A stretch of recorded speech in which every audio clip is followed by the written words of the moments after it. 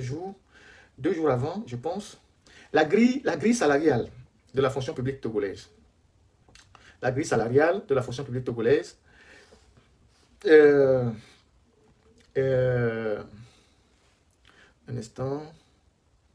La grille salariale. Certains l'ont lu, hein, toutes les catégories. J'ai publié toutes les catégories. Toutes les catégories. J'ai publié toutes les catégories, mais je vais revenir. Le constat que je fais après avoir publié cette liste-là, est que vous pouvez le faire avec moi, hein, ceux qui ont lu ce que j'ai dit. Alors, la catégorie, le grade C, hein, grade C, je parle des plus choses. Le grade C, le salaire de base pour les gens qui ont le BPC, au Togo, qui sont titulaires de brevet d'études de premier cycle ou tout autre diplôme équivalent, ils ne gagnent pas 100 000 francs par mois.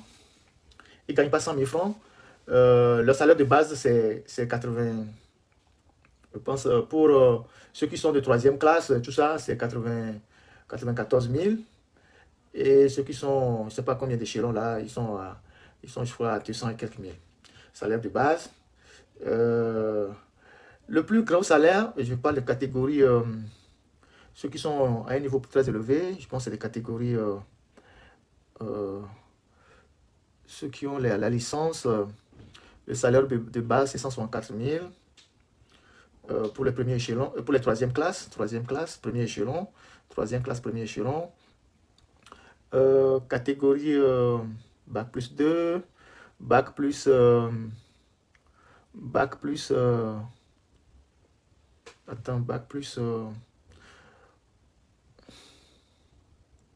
ENA, LMD, maîtrise classique. Bon, bref. Quand vous parcourez cette grille salariale, vous voyez très bien que les Togolais ne gagnent pas grand-chose. Les Togolais qui travaillent dans l'administration. Je mets hors de cette catégorie les gens de l'OTR qui sont très bien traités, les universitaires, et puis bon, certaines autres catégories. Les Togolais ne gagnent pas grand-chose. Et quand on voit ces salaires-là, on comprend pourquoi il y a autant de corruption dans notre pays. On comprend pourquoi il y a tellement de corruption dans notre pays. Parce que les gens, je parlerai des soldats tout à l'heure, j'ai leur grille aussi. Les gens, la corruption qui est dans notre pays, notamment dans l'administration publique, où tout le monde cherche à être riche, parce que les gens n'arrivent pas à joindre les deux bouts. Les gens qui sont sous prêt, qui vont à la banque pour prendre 40 000 francs, pour prendre 50 000 francs, je ne sais pas s'ils vont pouvoir faire avec ça, quand on vit au Togo actuellement. Donc, la conséquence de ces salaires assez bas, c'est la corruption généralisée. C'est vrai qu'il y a eu des revalorisations, il y a eu des primes, par exemple les enseignants ont des primes spéciales de 40 000 francs pour ceux qui sont en A1, A2 catégories et 30 000 francs pour toutes les autres catégories. Il y a des militaires aussi qui ont des primes. Mais quand vous prenez tout le monde, à part les gens de l'OTR, bon, les gens de l'OTR, ce sont des gens qui gagnent des centaines de mille et puis des millions, les commissaires.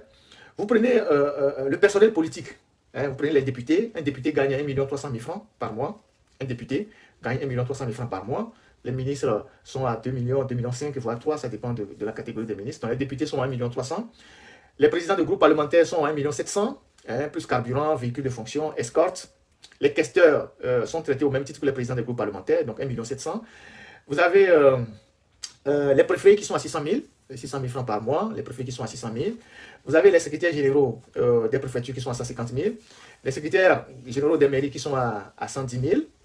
Vous avez les maires, ceux qui sont dans les mairies, les plus grandes mairies, par exemple les mairies de Golfe 1, Golfe 2, Golfe 7, Golfe 4, à Lomé, qui ont le plus grand salaire. Ça a été institué par décret, vous avez lu certainement ce décret-là. Ces mairies, les mairies, c'est entre 625 000 et 210 000. Les maires des petites mairies sont à 210 000. C'est les deux extrêmes. Les maires des petites mairies, les mairies rurales, les mairies à l'intérieur sont à 210 000. Et les maires qui sont au top, les grandes mairies, qui ont un peu d'argent, sont à 625 000 francs par mois. Donc, quand vous enlevez tous ces gens-là, tout le personnel politique, tous ces gens-là, et vous tombez sur la population, vous voyez très bien que les gens ne reçoivent pas des salaires. Comme Bongo avait bien le dire dans son temps, les gens prennent des perdièmes. Les gens prennent des perdièmes. Les gens prennent des perdièmes. Et comment les Togolais arrivent à survivre avec ça? Alors que c'est un pays qui est immensement riche, qui est doté de beaucoup de moyens, de beaucoup de richesses. Où est-ce que toutes ces recettes-là vont?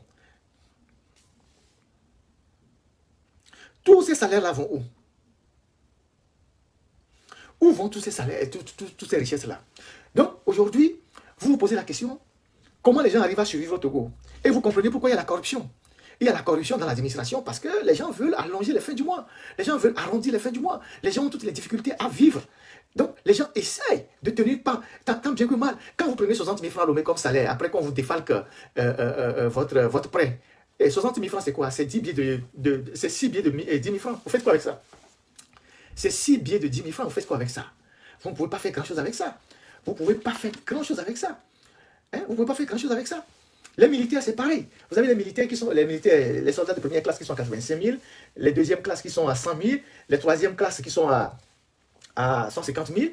Vous avez les adjudants qui sont à 200 000, les capitaines qui sont les lieutenants plutôt qui sont à 203 000. Vous avez les capitaines qui sont à 220 000, les commandants qui sont, les chefs d'escadron commandants qui sont à 275 000, vous avez les lieutenants-colonels qui sont à 330 000, vous avez les colonels pleins qui sont à 340 000, et vous avez les généraux, ça dépend, c'est de 500 000 à 1 million, parfois 1 million à vie. Voilà la rémunération des militaires. La rémunération des militaires. Mais dans ce que je dis là, on prélève les prêts, on prélève les allocations familiales, et vous voyez qu'il ne leur reste pas grand-chose. Je suis tombé dans mes recherches, dans mes enquêtes pour faire les émissions, j'ai vu la sorte de certains généraux qui sont attirés à la retraite, qui datent de 2022. C'est pas grand-chose. C'est pas grand-chose. Et vous vous rendez compte que, bon, la situation est assez difficile. Quand vous prenez, par exemple, le contre-amiral Adegno, il est parti à la retraite avec une pension de 324 000. 324 000 selon les documents de la caisse de retraite du Togo. Vous avez deux officiers. Voilà les soldes de certains officiers. Voilà. Donc, certains sont partis à 300 000 francs avec le CRAD, que vous pouvez imaginer. Et voilà. C'est-à-dire que, non, franchement, il y a un gros souci dans notre pays.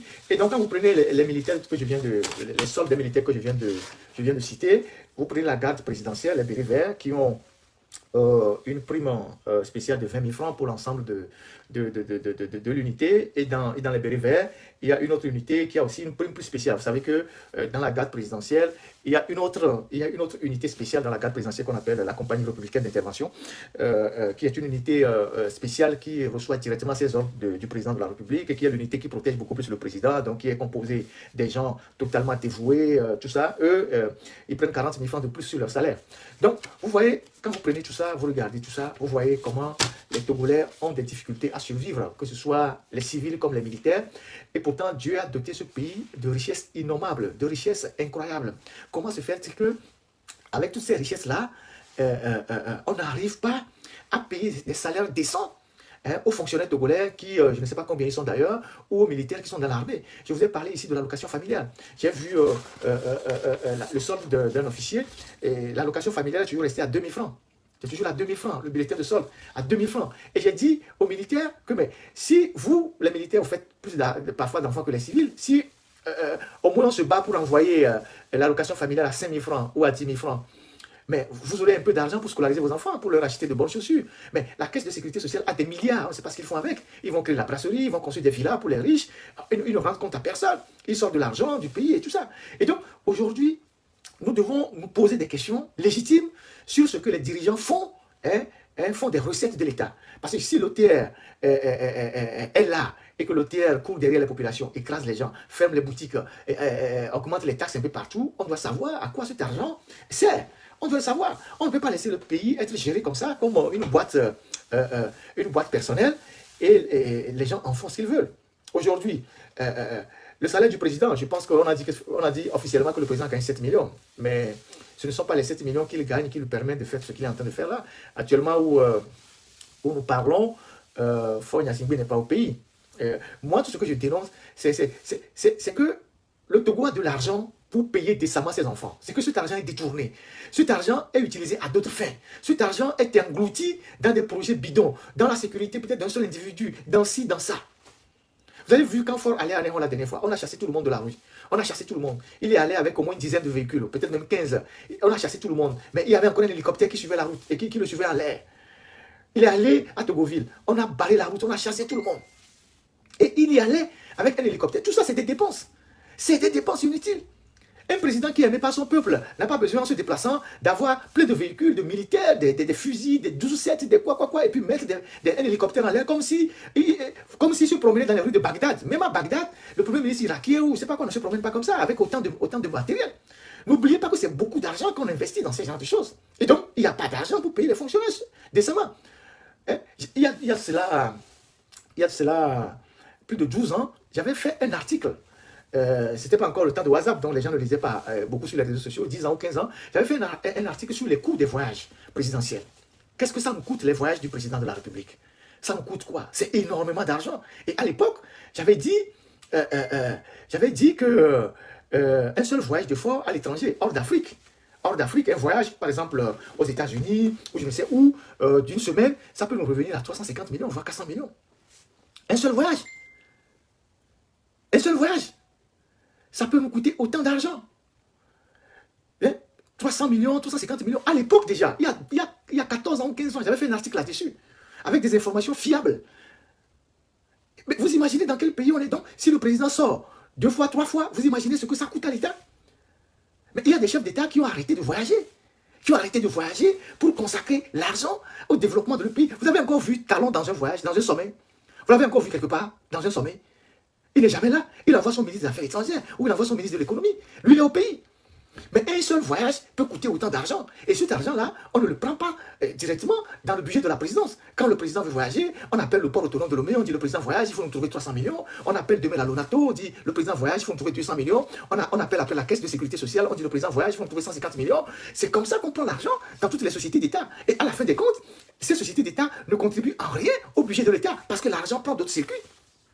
C'est comme ça que ça se passe. Le président voyage, on appelle juste le port, on dit on a besoin de 500 millions. Et vous savez que quand on prend les billets de 500 € ou de 100 $, une petite valise, on peut mettre 1 milliard dedans tout de suite.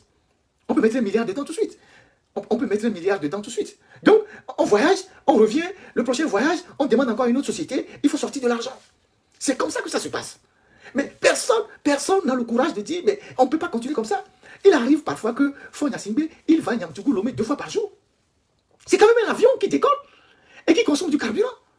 J'ai publié il y a 2 jours le tracking de l'avion de Faure Gnassingbé. Il est allé en Azerbaïdjan. Apparemment, de tous les chefs d'État africains, il est l'un des rares, ou bien je ne sais pas, à aller en Azerbaïdjan pour le sommet de la COP29. Vous avez vu que beaucoup de chefs d'État ne se sont pas bousculés en Azerbaïdjan, mais lui il est allé là-bas. Qu'est-ce que ça va rapporter principalement au Togo? Rien du tout, mais il est allé. Et de l'Azerbaïdjan, on a dit à Lomé qu'il va revenir pour poser la première pierre d'un centre de cancérologie au Cambir. J'étais très sceptique, j'étais convaincu qu'il n'est pas rentré au pays. C'est comme ça que j'ai checké son avion. On a checké son avion. Et donc, il n'est pas rentré au pays. Et il était en Azerbaïdjan. Et de l'Azerbaïdjan, il est descendu à Milan. Vous savez que Milan, la ville de Milan, est pour Faure Gnassingbé ce que Genève est pour Paul Biya. Faure, il est tout le temps à Milan. Même parfois, il part sans que personne ne le sache. En tout cas, presque chaque 10 jours, il est à Milan. C'est sa base. Et Paul Biya, lui, va à Genève sur une longue durée. Il peut rester à Genève 3 mois, 4 mois, 6 mois. Faure, lui, il va sporadiquement. Il va, il fait 4 jours, il revient. Il va, il fait 4 jours, il revient. Il est tout le temps à Milan. Et donc, de l'Azerbaïdjan, il est arrivé à Milan. Donc, au cours du voyage, quand on a checké l'avion, ils ont coupé le transborder pour que l'avion ne soit pas localisé. Mais à partir du moment où ils atterrissent, on a le signal. Donc, il est à Milan. De Milan, il est parti à Londres. Actuellement, l'avion, avant que je ne rentre en émission, l'avion est toujours garé à Londres. J'ai checké l'avion est toujours garé à Londres. Et ça veut dire qu'il n'est pas encore rentré au Togo. Il n'est pas encore rentré au Togo. Parfois, il est de 2000 ans, ils arrivent aussi sur l'île Dorée. L'île Dorée, c'est une île en France où ils viennent faire des trucs avec des hommes politiques français. Bara aussi est habitué à venir sur l'île Dorée. Et donc, tout ça, c'est de l'argent pour le pays. C'est de l'argent qu'on dépense pour le pays. Et quand j'ai publié le tracking de son avion, vous avez vu que la semaine dernière, avant qu'il ne parte en Azerbaïdjan, il a fait au moins 3 allers-retours à Niamtougou. Vous imaginez ce que ça coûte à l'État? Le kérosène, les frais d'entretien et tout. Vous imaginez ce qu'on engloutit dans ça? Vous imaginez ce qu'on engloutit dans ça? Donc, à chaque fois qu'il part quelque part, mais il y a les voyages officiels qu'on sait, mais il y a les voyages non officiels. Et les voyages non officiels, beaucoup de gens ne le savent pas. Si vous suivez son avion, vous avez une méthode de traquer l'avion, parce qu'un avion, chaque avion a une immatriculation unique dans le monde, donc on peut traquer facilement un avion. Quand l'avion décolle, on sait. Donc on sait qu'il est ici, il est ici, il est là. Donc, vous voyez tout ce qu'on dépense pour les voyages, alors qu'on n'a pas de l'argent pour payer suffisamment les fonctionnaires, pour payer les militaires, pour payer les pensions des gens. Pour payer les pensions des gens. C'est des voyages inutiles. C'est même pas des voyages inutiles. Il va faire ses affaires, en fait. Il utilise le Togo pour faire ses affaires personnelles. C'est tout. Le Togo, pour lui, c'est un territoire qu'il se sert pour faire ses affaires personnelles. C'est tout. C'est tout. Je vous ai dit qu'au Togo, là-bas, vous avez les intérêts de Ford dans toutes les boîtes. Les hôtels, les trucs, les grandes boîtes de pharmacie. Il a les intérêts partout. Lui, il utilise le pays pour son business personnel. Il n'a rien à cirer des Togolais. Rien. Rien à cirer. Rien à cirer des Togolais. Et il adore l'Italie parce que vous savez que l'Italie, c'est un pays de l'omerta. C'est le pays où les gens ne parlent pas. C'est pas comme la France ou parfois les États-Unis, surtout la France où les journalistes fouillent dans les poubelles et dès que vous arrivez en France, vous faites quelque chose, les journalistes sont courants parce que les journalistes d'investigation, ils ont des réseaux partout, même dans les grands palaces. Ils ont des réseaux partout. Mais l'Italie, c'est l'omerta. C'est la tradition italienne, c'est le silence total. Et donc, la presse italienne n'a pas le temps de regarder qu'est-ce qu'un chef d'État africain vient faire en Italie, tout ça. Donc, c'est l'Italie la base. C'est à Milan où il rencontre ses hommes d'affaires privés, ses gars privés, ses amis privés. Ils discutent de leurs investissements et tout, des intérêts et tout ça. Donc là, actuellement, il n'est pas au pays. Mais quand est-ce qu'il aura le temps pour le pays? C'est ça la réalité. Donc, tout l'argent qui doit servir à développer le pays, à payer les salaires décents, à faire les routes, à construire les hôpitaux, on l'engloutit dans les voyages inutiles. Dans les voyages inutiles. Vous savez ce que coûte, l'atterrissage d'un avion? Les frais de parking d'un avion sur un aéroport? 1 jour, 2 jours, 3 jours. Et chez les Blancs, ça ne badine pas. Vous payez le kérosène, les droits de passage. Mais c'est incroyable. Non, il ne joue pas à Milan, mais il est à Milan et il reçoit ses amis, il fait ses affaires, il va au théâtre. Vous connaissez la Scala de Milan, qui est qui date de 1700, je ne sais pas, 1880 quoi, qui est un grand théâtre au Milan, un grand centre où on fait du théâtre, de l'opéra, où les riches hommes se retrouvent entre eux. Voilà, mais il ne peut pas copier aussi ça pour venir construire au Togo, au moins un centre de concert de ce genre. Donc, on est là. On est là. On est là. Et personne ne dénonce ça. Et personne ne se pose la question de savoir pourquoi où passent les fonds de la Lonato, où passent les fonds des impôts, où passent les fonds des phosphates, où passent les milliards des clinquers, où passent les milliards de... Tout ça, personne ne se pose la question. Parce qu'on a une administration, depuis le sommet de l'État, qui est budgétivore. Même les presses arabes, là, ils ont de l'argent, mais ils font attention. Ils font très attention. Ils font très attention. Ils font très attention. Ils font très attention. Encore que chez les Arabes, on essaie de rendre la population dans de bonnes conditions. Chez nous, les gens sont dans la misère. Les gens sont dans la misère, mais voilà, le président, lui, c'est la belle vie, c'est la Dolce Vita, partout. Et il est tout le temps parti. Il est tout le temps parti. Les gens ne se rendent pas compte. Même parfois, ses propres ministres ne savent pas qu'il est parti. Même certains officiers ne savent pas qu'il est parti. Il est tout le temps parti. Le mec en Togo, ça c'est comme un taxi brousse. Il va le matin, il revient le soir, il va le matin, il revient le soir. Vous imaginez l'argent qu'on engloutit dans le kérosène? Dans un pays où vous avez des malades, les gens qui disent qu'ils souffrent d'insuffisance rénale et ils n'ont pas d'argent pour se soigner. Dans un pays où les étudiants, leur bourse n'est pas conséquente. Dans un pays où vous avez des anciens combattants qui ont des problèmes de santé et qui n'arrivent pas à vivre. Dans un pays où les salaires ne sont pas les salaires qu'il faut. Mais vous avez un chef d'État qui lui, vit, voilà. C'est les prodigalités, c'est la belle vie. C'est ça la réalité. Oui, c'est sa résidence. Il a sa résidence à Milan, c'est son point d'attache. Après, il a des intérêts à Londres. Bon, là, il est à Londres. Voilà. Donc, quand on vous parle des histoires de Commonwealth, vous dansez, que le Togo est rentré dans le Commonwealth, on va parler anglais. Vous ne savez pas ce qu'on utilise ça pour couvrir. Vous savez pas ce qu'on utilise ça pour couvrir. Vous savez pas ce qu'on utilise ça pour couvrir. Hein? Et donc, finalement, on sort tellement d'argent dans le pays que la Caisse nationale de sécurité sociale, par exemple, ne peut pas augmenter la pension des retraités, ne peut pas augmenter les allocations familiales. On sort tellement d'argent du pays que la Lonato, on ne voit pas les traces de ses recettes. On sort tellement de l'argent du pays que le port autonome, on ne voit pas ses recettes. Les Togo Télécom, tout ça. On ne sait pas. C'est ça la réalité de ce qui se passe au Togo. Et donc, nous devons nous réveiller parce que le pays est géré comme une entreprise familiale. C'est Faure qui en est le seul maître. Il ne rend compte à personne. Et il n'a envie de rendre compte à personne. Et pourtant, nous sommes tous des contribuables. Les journaux ont écrit plusieurs fois à Lomé comment le budget de la présidence a augmenté de façon exponentielle. Qu'est-ce qu'on fait déjà de ce budget de la présidence qui ne cesse d'augmenter chaque année et on va encore chercher l'argent directement dans les sociétés d'État. Et quand on va chercher l'argent dans les sociétés d'État, quand moi je suis directeur du port et qu'on m'appelle pour dire que la présidence a besoin de 300 millions pour voyager, je donne les 300 millions. Si je prends 400 millions, qui va contrôler? Moi je suis DG du port. On dit, ce n'est pas un virement. Ce n'est pas un virement, c'est de l'argent qu'on prend. On prend en espèces, ce n'est pas un virement. Donc je donne de l'argent en espèces. Je donne 300 millions à la présidence en espèces. Si je prends 400 millions et moi-même je garde 100 millions, qui saura ça? Qui va le savoir? Qui va le savoir? Si je suis DG de la Lonato et qu'on me demande 200 millions à la présidence parce que le président voyage et que je mets 250 millions et moi-même je garde les 50 millions, qui va le savoir? Et c'est comme ça que ça se passe au Togo. C'est comme ça que ça se passe au Togo. C'est comme ça que ça se passe au Togo. Comment est-ce que quelqu'un qui dit je ne quitte pas le pouvoir, je reste là, je vais garder le pouvoir le plus longtemps possible, d'accord, mais il faut qu'il travaille. Il faut qu'il travaille. Plutôt que d'utiliser le pouvoir pour ses affaires personnelles. Plutôt que d'utiliser le pays pour ses affaires personnelles. Il y a des choses au Togo, quand vous les achetez, vous ne savez pas quel intérêt, vous ne savez pas que vous enrichissez Faure Gnassingbé. Il y a des hôtels au Togo, quand vous allez dormir dedans, vous ne savez pas que vous enrichissez Faure Gnassingbé. Parce qu'il a des actions dedans. C'est la personne derrière, c'est lui. Vous ne savez pas. Si on ne vous le dit pas, vous ne savez pas. Qui peut me dire le statut de l'hôtel de février? Qui peut aujourd'hui me dire le statut de l'hôtel de février? Est-ce que c'est un bien qui appartient à la nation togolaise ou c'est un bien dont on ne connaît pas véritablement qui en est le propriétaire? Qui peut me dire? Qui peut me dire le statut de l'hôtel de février? Qui peut le dire?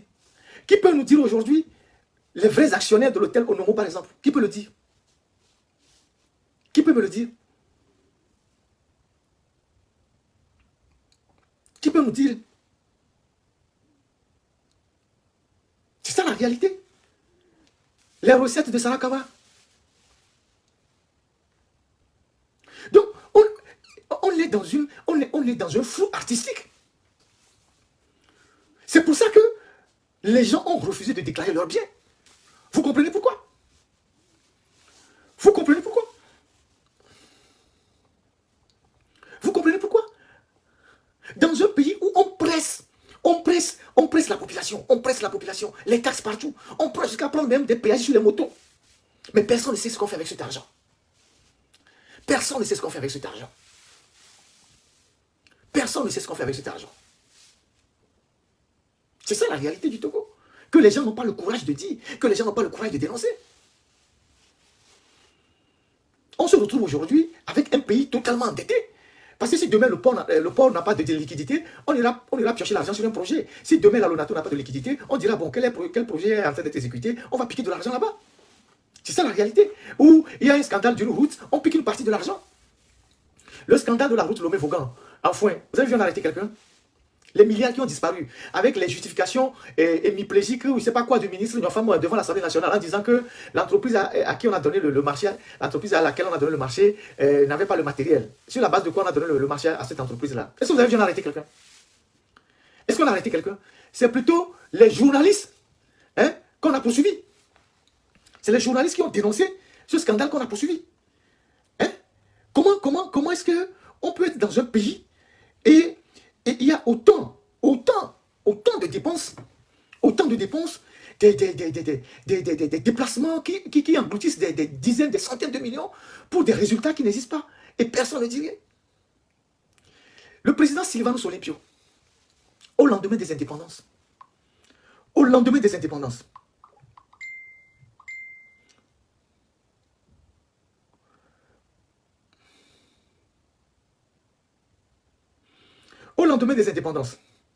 le président Sylvanus Olympio Quand il voyage quelque part, et il arrive au pays, dès qu'il descend là, c'est à l'aéroport qu'il fait le compte rendu.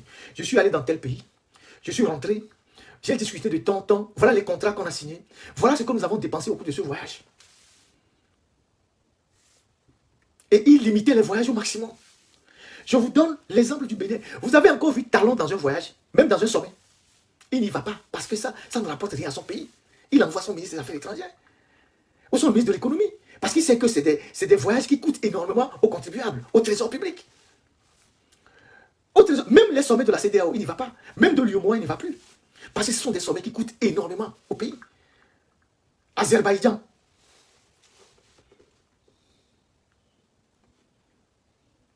Azerbaïdjan.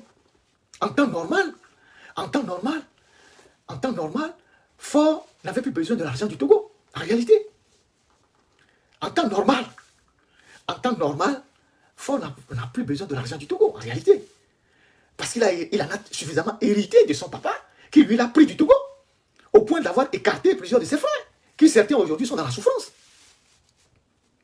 Et donc normalement, il n'a plus besoin, il devait se consacrer à gérer correctement le pays. Mais aujourd'hui, dans tous les secteurs, Faure a des intérêts au Togo. Dans tous les domaines, je vous dis.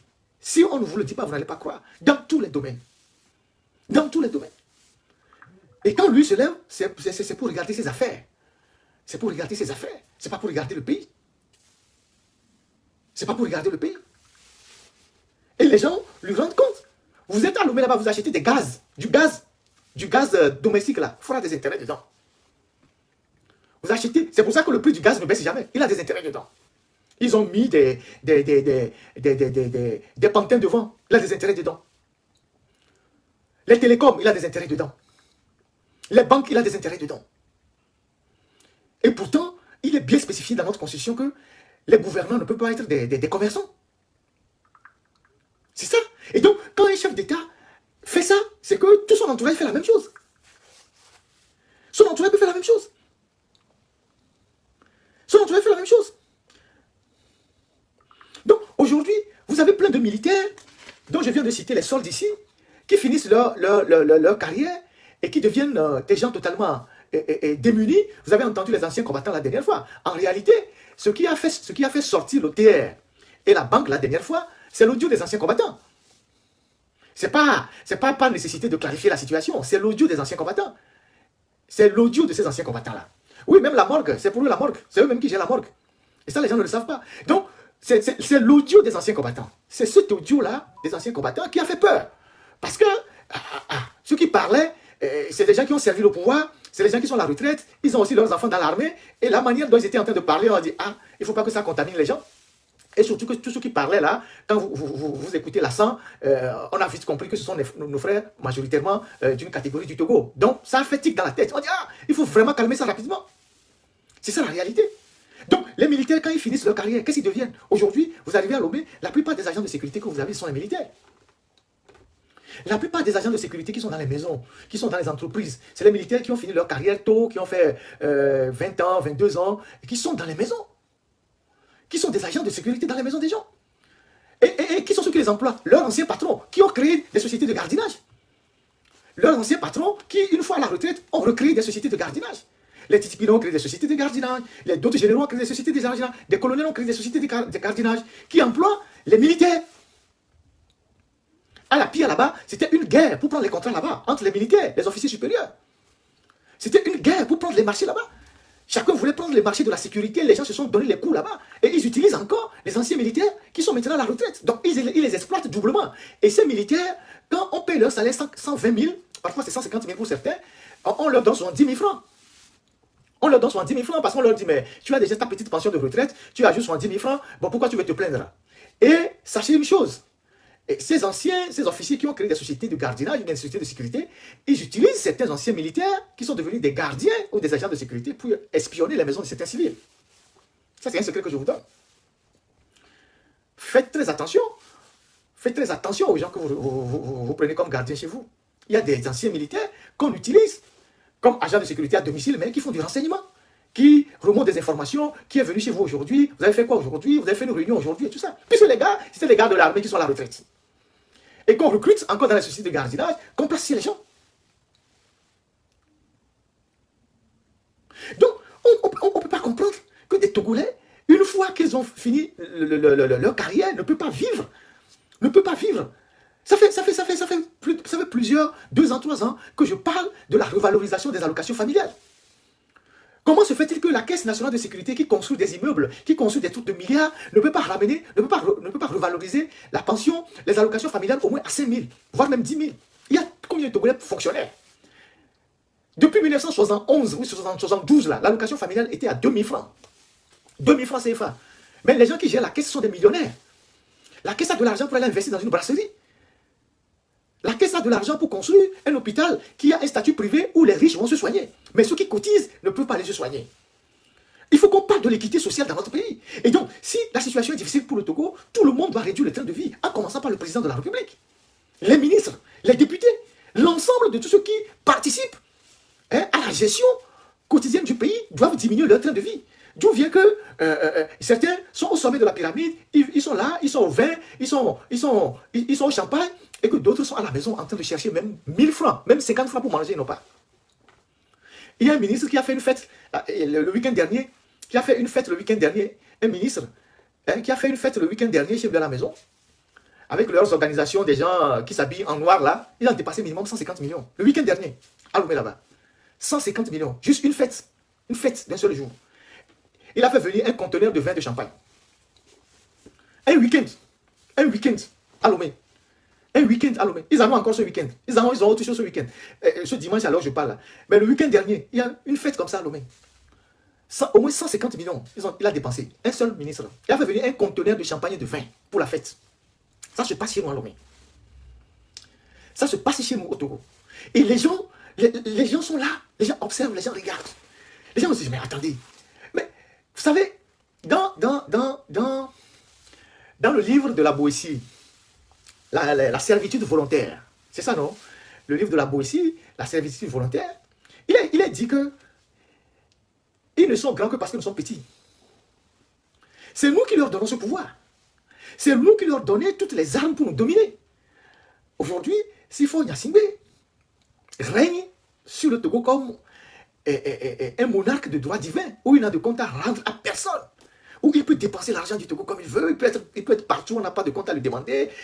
Mais c'est parce que c'est nous qui lui avons donné le pouvoir. C'est parce que quand tu en parles, il y a des gens qui vont te dire, ouais, vous critiquez trop le président. Le président, il est au service de la nation. C'est pas un dieu. Il est au service de la nation. C'est pas un dieu. Mais nous les avons déifiés. Nous les avons déifiés. Il y a des gens qui sont ici, dont les parents souffrent, qui sont dans les commentaires. Il y a des gens ici dont les parents sont des militaires à la retraite qui ne savent pas de quoi manger. Mais quand vous dénoncez la gabégie du pays, ils viennent vous insulter. Il y a des gens qui sont dans les forums ou qui sont sur les réseaux sociaux. Ils ont peut-être dans leur maison un parent qui souffre d'insuffisance rénale. Mais quand je viens dire que l'argent que Ford utilise pour faire des voyages inutiles, si on économise ça, on peut construire des centres de prise en charge de dialyse, ils vont venir m'insulter. C'est comme ça que nous déifions. C'est comme ça que nous faisons de nos dirigeants des rois, qu'on ne doit pas critiquer, qu'on ne peut pas critiquer. C'est comme ça. C'est comme ça que nous faisons. Oui, Amu, ils prennent 10%, et ça aussi, personne ne dit rien. Il semble, bon, je n'ai pas encore la confirmation, qu'ils sont en train de reculer un peu par rapport à des fonctionnaires privés, dans le privé qui avaient déjà leur assurance. Vous savez qu'il y a des sociétés privées, des banques qui avaient des assurances pour leurs fonctionnaires. On voulait les embarquer tous dans AMU. Ils ont commencé par les prélever, mais compte tenu de la résistance, je pense qu'ils veulent lâcher, un peu ce côté-là. J'aurai la confirmation dans quelques jours. Si c'est le cas, ça veut dire que AMU, là, c'est piloté, comme c'est un pilotage à vue, quoi. Vous voyez? Donc, c'est ça. C'est ça notre pays. C'est ça notre pays.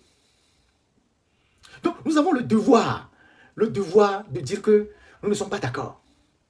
Parce que tout ce qui est sur le territoire togolais appartient à l'ensemble des Togolais. Qu'ils soient du sud, du nord, du centre, de l'est à l'ouest. Ce sont des richesses qui appartiennent à tous les Togolais. Et tous les Togolais doivent savoir comment ces richesses sont gérées. Vous savez, ce qui est encore plus grave, tout ce que Faure Gnassingbé amasse aujourd'hui, mais il n'a aucune certitude que demain, il va pouvoir les utiliser. Vous savez combien le Nigeria a déjà récupéré? Vous savez combien le Nigeria a déjà récupéré de ce que Abacha a détourné? Abacha a fait seulement 5 ans au pouvoir. Abacha a fait seulement 5 ans au pouvoir. Actuellement, le Nigeria a récupéré 25 milliards de dollars de Abacha. 25 milliards de dollars. Que Abacha a planqué dans les pays comme l'Angleterre, Londres, la Suisse, le Liechtenstein, Luxembourg et les États-Unis. Mais il y en a encore que le gouvernement du Nigeria est en train de rechercher. 25 milliards de dollars que le gouvernement du Nigeria a récupéré actuellement, comme l'argent que Sani Abacha a détourné. Vous imaginez, depuis que Sani Abacha est mort, comment les Blancs ont tourné sur cet argent-là? Combien les Blancs ont gagné avec cet argent-là? Comment les Blancs ont tourné avec cet argent? Alors, quand des gens comme Ford, ils détournent l'argent du Togo, ils prennent l'argent du Togo pour aller planquer dans les banques à Singapour, à Londres, à Milan. Le jour où ils sont plus au pouvoir, c'est de l'argent perdu pour le Togo. Parce que pendant que ce temps, le Togo n'a pas d'hôpitaux, n'a pas de route, n'a rien. Mobutu, qui a encore une trace de la fortune de Mobutu? Qui a encore une trace de la fortune de Mobutu? Mobutu, au dernier jour de son pouvoir, avec son cancer, l'avion a décollé. Mobutu qui était perçu comme un roi au monde. L'avion a décollé. Et on tirait comme ça sur l'avion. Il a appelé Bongo. Il a appelé Ali Bongo. L'avion a décollé. Le pilote ne savait pas où il faut aller. Le pilote dit direction. Il dit attends, on appelle Bongo. Bongo dit que non, qu'il ne peut pas le recevoir. Bongo dit qu'il ne peut pas le recevoir. L'avion est en l'air. Et il a dit, sans même prévenir Yadema, que direction le Togo. Ils ont informé le ministre togolais de l'Intérieur à l'époque, ou de la Sécurité. Il appelle Yadema. Yadema ne voulait pas. Yadema ne voulait pas Yadema ne voulait pas de Mobutu. Mobutu est arrivé en forçant. L'avion était sur le point d'atterrir. Et elle a dit, bon, il faut le faire atterrir. C'est comme ça qu'ils ont atterri à Lobé. Et on est allé rapidement aménager le 2 février. Il est resté là-bas. Et puis Yadema lui a dit, bon, parce que Yadema ne voulait pas des problèmes avec les Américains, tout ça. Yadema lui a dit, bon, on ne peut pas le garder longtemps parce qu'on n'a pas les structures pour le soigner. Comme il avait le cancer et tout ça, on ne peut pas le soigner et tout et tout. Et c'est comme ça qu'on lui a proposé d'aller. Il voulait revenir en France. Vous avez entendu Robert Bourgi? Quand il voulait revenir en France, les Français ont dit, pas question. Qu'on ne veut pas le voir ici. Il semble que Dominique Villepin a eu une phrase assez méprisante. Quelqu'un peut dire, on ne veut pas le voir ici. C'est comme ça qu'ils ont négocié pour qu'il aille au Maroc, qu'il allait mourir. Tout ça fortuné où? Vous avez vu ces villas, les grandes maisons qu'il a, qui sont devenues des épaves au Zaïre. Alors, nous ne pouvons pas continuer par accepter, si nous sommes des patriotes, que nos chefs d'État détournent des milliards qu'ils vont entreposer chez les Blancs, et une fois qu'ils meurent, cet argent disparaît. Que cet argent disparaît. Parce que c'est de l'argent qu'on prend. C'est de l'argent qu'on prend au détriment du pays. Cet argent, si c'est dans le pays, on va l'utiliser pour développer le pays. C'est ça.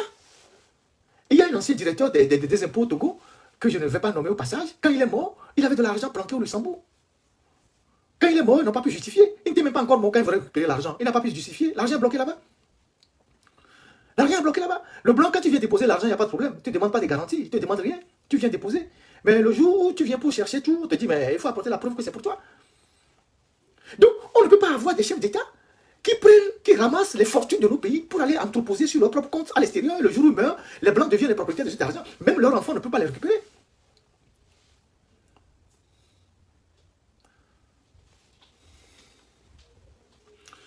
Donc, voilà ce que moi je voulais partager avec vous ce dimanche. Comme toujours, j'ai été un peu long.